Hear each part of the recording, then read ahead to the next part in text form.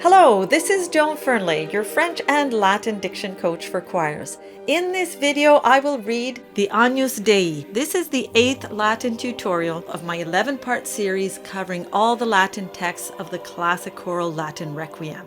You'll find the link to the full playlist in the description box below. It's one video tutorial for each part of the Requiem.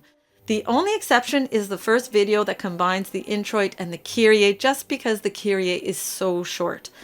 Also included in the playlist is my introduction to this series. It's the guide I wish I had when I set out on this project. Most classic choral Latin requiems follow a standard list of prayers, but composers might split or tie prayers together or add or omit prayers. Just look at a table of contents of a few masterworks and requiems can appear more unique than standard.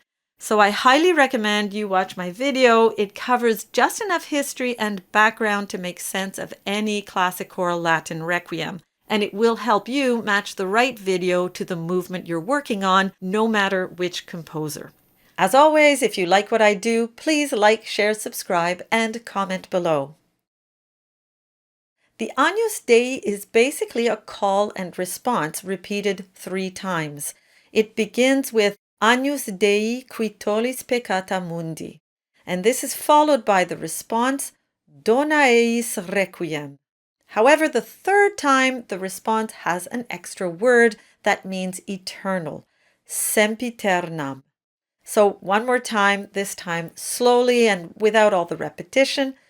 Agnus Dei qui tollis peccata mundi dona eis requiem sempiternam.